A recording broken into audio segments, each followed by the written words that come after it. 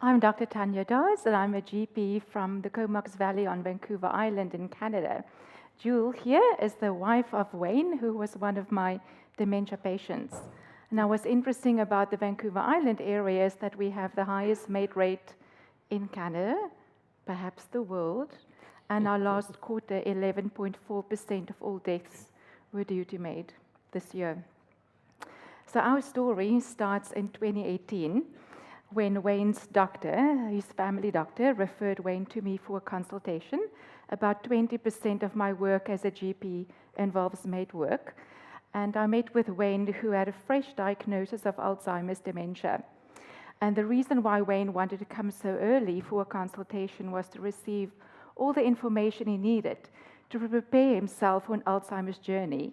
Because even though we had MAiD for a year and a half nearly at that point, dementia was not a common reason for referral, as a lot of the population did not know that they could actually have MAiD for dementia. So Wayne came early with Julie to see me to learn about mapping the road ahead. And to my surprise, after our initial consultation and asking when he would like to come back, because he was quite well still, and has not yet gotten close to meeting the eligibility criteria of advanced decline in capability, although he meets the others, which is Alzheimer's is a serious and incurable illness, and his existential anxiety was unbearable to him already, he needed to have that advanced decline. And we sort of like by agreement in Canada said we would follow the Dutch way of doing things, which is wait for the imminent loss of capacity, which is called 10 minutes to midnight, unless there's other signs that would make a patient qualify with advanced disease, symptoms, and loss of function. So to my surprise, when I asked Wayne when he would like to come back, thinking it would be 6 months or a year or more, he wanted to come back in 3 months. And every time I asked him if he wanted to come back longer, he kept on coming back earlier. So we had a 3.5-year, nearly 4-year journey together, which is unusual. And for most dementia patients, we would see them for a much shorter period, maybe a year, maybe a year and a half, sometimes just a few months, or even once if you're the second assessor. So we had a long opportunity to learn about ourselves, both me and Wayne and Julie, because we made a team at the end. But mostly we could get to know Wayne well before his dementia ravaged more of his life functions and quality of life. And I could see him not just for the man who became demented, but for the man he was. And that really enabled me to see him on his journey and to appreciate his suffering, to see the changes in quality of life, but actually also to celebrate still the life he was living and the joy he was experiencing. And to be part of that process was a privilege. So I was happy then to see him every 3 months, but I kept on checking, and the man kept on coming back. And Wayne was really happy to keep coming back. It was beautiful. And I just wanted to say I really appreciate this opportunity, and also to say that Wayne and I were, I would say, nurturing companions to each other. I never felt like I was a caregiver. But it was my role that I took on with Wayne's permission, and we talked about it, is seeing the red flags. What were those red flags? Anything that was different that maybe indicated his dementia was progressing a little bit faster. And it was pretty steady for the first couple of years, right? It was basically around 2021. Wayne was diagnosed in 2018 in January. He embraced a peaceful MAiD death on January the 6th, 2022. So it was about 2021, April, maybe more May, June, that the symptoms seemed to be, there were things that were becoming red flags. And I would like to say, too, we got the idea of recording. You know, it's easy with your cell phone, you pick it up and you record. So with Wayne's permission, I would record some of our conversations. Sometimes Wayne was at his best, really happy. We would have conversations about what is, I'm just thinking, conversations about serious illness. And it was Tanja that said, maybe you might want to go on the website and take a look at that. Another one was, what's the quality of life for you? Okay, and it's Etoile Gouende in his Being Mortal. The epilogue was really helpful in questions to think about. And so the two of us, we shared that and we recorded conversations. And then there was a conversation, like you go into the doctor's office, and many of you, no matter what it is, and you sit down, how are you doing today? Well, oh gosh, what am I here for? I think I feel okay, I think I'll just leave. But you know there are things that you want to talk about. Well, with someone with dementia, the answer is, I'm fine, because this is the moment, in the moment. And that wasn't good enough. And so when I did, I can still remember, it was October the 30th, Halloween Eve, right? And I had designed a questionnaire that sort of aimed at what Wayne's life was.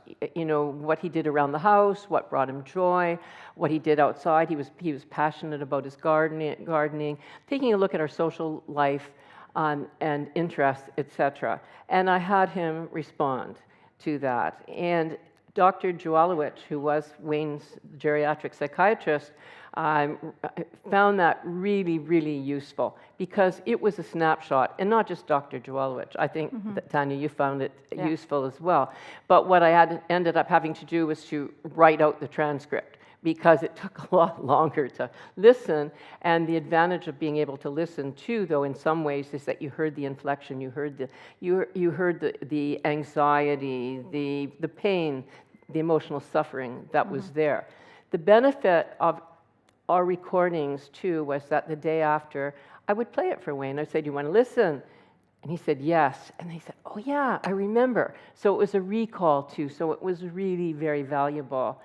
And they actually became the recordings in this book that you might find out there, Glimpses into Alzheimer's, or Shared Conversations, Glimpses into Alzheimer's. Wayne said it's not glimpses. I called it insight. He says not insight, it's glimpses. So I just wanted to say that.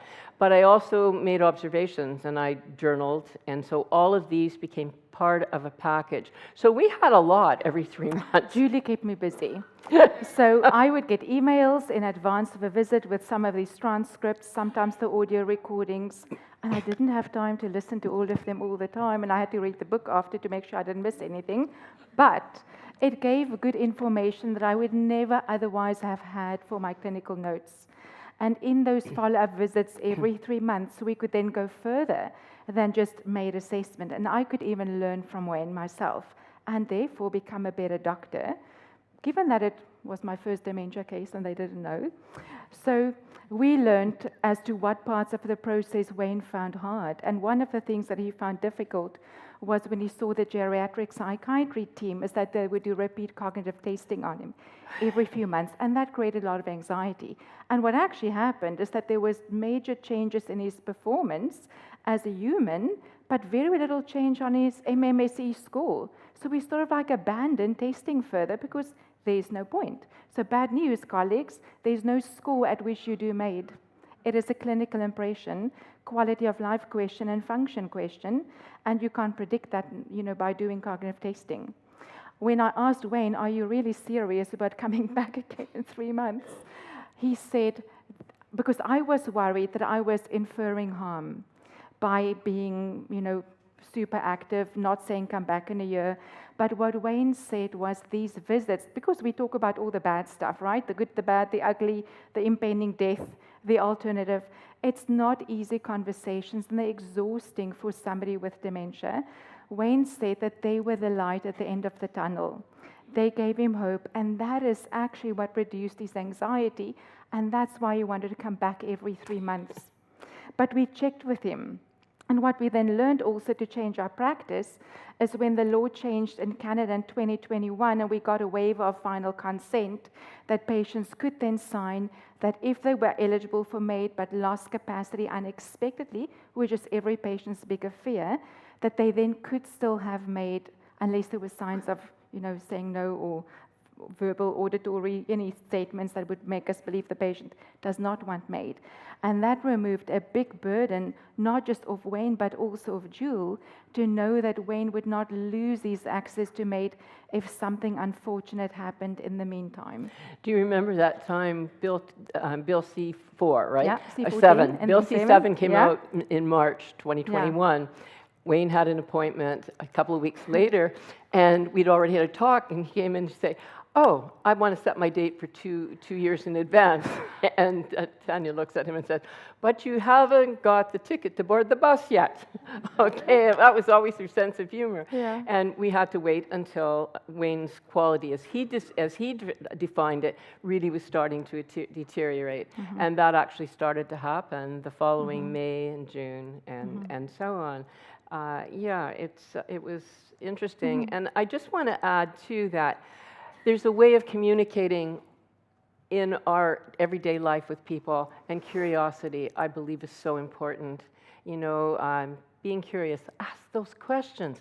Because if I hadn't taken a course from the Justice Institute in Vancouver on conflict res and negotiation and practiced in my classes in the hallway with students, I don't think this would have happened. Mm-hmm. Because I got used to being curious, to ask the questions. And when you read and you have the transcripts, how articulate Wayne was. It mm-hmm. was incredible. And mm-hmm. so I say for everybody, you know, practice at home. It'll improve your relationships with people that are important in your life and people that aren't important in your life. Okay, it's important. So organically over time, we could see the changes in Wayne. He could report, you know, his own observations. And we were blessed that he was, in fact, a model dementia patient. He retained insight into his own illness. He was very aware of his own losses, and he was articulate about his experience of his illness and his losses. So we could see that we were getting closer to that point, and geriatric psychiatry could help confirm for us that, yes, we were close to the 3-month window where we anticipate that he may lose capacity to consent to have MAiD. And that, I must say, personally for me, is the hardest point in the journey, is to tell a patient their time is up. That they now have that little window to finally choose to have MAiD or not and to set a date. And how they come to that, I believe, is a subconscious measure that they also slowly prepare for. Right. Well, Dr. Jawalowicz, in December of 2021, Wayne went to see him, and he already had the waiver, so it was a matter of setting the date. Like, how do I know when to set my date? And Dr. Jawalowicz said, you know, in my experience, I believe that your subconscious already knows the answer. A week later, we had the appointment with Tanja. Wayne asked the same question, and Tanya's beautiful response was, Wayne, if life is a stage, how do you want to take your final bow? She said that Jules and I, we can support you, we can help you if things change for you, but you've always been in control. So it's up to you to think mm-hmm. about that. It didn't take him more than 2 weeks, mm-hmm. right? Not even that, when he said, I want to set my date. And he invited me to set the date with him, and that's a really interesting experience, believe me. It's like, it's like, you think about it. But we did that, mm-hmm. and he set the date. He set the date for January the 6th, which I guess Epiphany, so that meant something. We weren't religious, we were spiritual. But anyway, he did it for a Thursday, and the curiosity, why Thursday? Well, I need a buffer day. If Tanja can't get here, I don't want to have the whole weekend to wait. And he said something could happen, and I shared this last night. Yeah, Vancouver Island, where I come from, doesn't normally have snowstorms. We had a humongous snowstorm the Tuesday night, and you were coming the Wednesday. And Wayne said, let Tanja know that she doesn't have to come tomorrow. I want her to be safe. Tanya's response was, I've got a really good car. So 6 o'clock in the morning, Wayne was out there shoveling snow. He wanted to make sure she had a place to park. And it makes it even more bizarre because we had a wonderful neighbor down the way. He thought we were elderly and Wayne couldn't shovel snow. Well, we skied, we hiked, we did all these things, but it made him feel better. So Aaron would often appear as a shadow on if we had inclement weather shoveling. And Wayne came in and he said, Aaron's more upset Marilyn's really upset. He said, he's crying because I'm leaving. And it was really touching. Yeah. And anyway, I don't want to get carried away too much. So. And at that time, Wayne was the same man, but he was very different. And we all know who have seen people with dementia that they look the same, they may sound the same, but once you talk for 2 minutes, you think it's the same. And if you talk for 5 minutes or 10 minutes, you go, this is a shadow of the former person. Wayne was physically gifted, that his body was healthy and strong because of the active lifestyle, but he had vision impairment, and his body held. And his body probably would have held for a long number of years still, which would have been his worst nightmare. And that's why he could shovel snow on the morning he died. Yeah. But that also, if that meant he would live for another 5 years trapped in that demented body, that would have been the greatest punishment for him in his view. And what I was blessed with is that even seeing a patient shoveling snow, going, oh dear God, do they qualify for MAiD still? Yes, they do, because it's not the visible physical illness, it's the cognitive component. And even though they may look spry, he is more frail than he used to be. And he's not the same man. He's quieter, he's a bit slower. You have to be more careful with abstract words, not too many words in a sentence, keep the environment more quiet.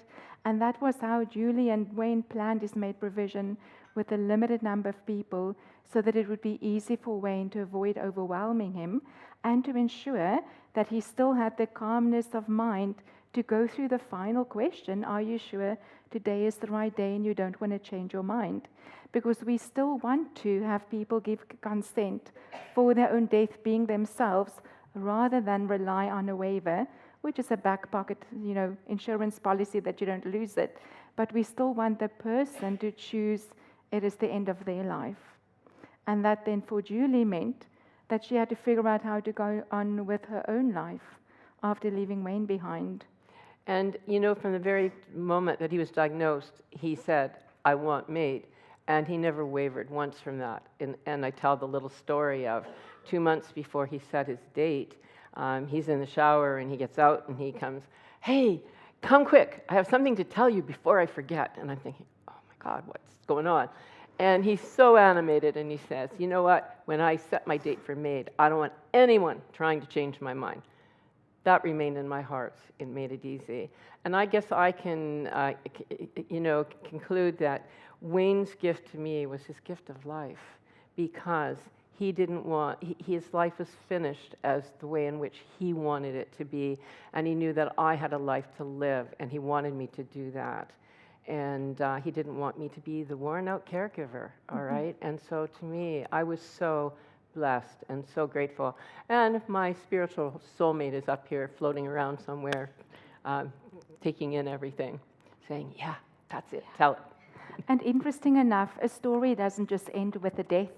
Wayne taught me how to approach dementia better than what I knew before, more than what I could learn even from colleagues, because we were all learning together. And that has formed a basis of refining practice, teaching other physicians how to learn from that too. And we even started a community of support locally, and we have a little widows club because somehow the men die a bit younger than the ladies in town.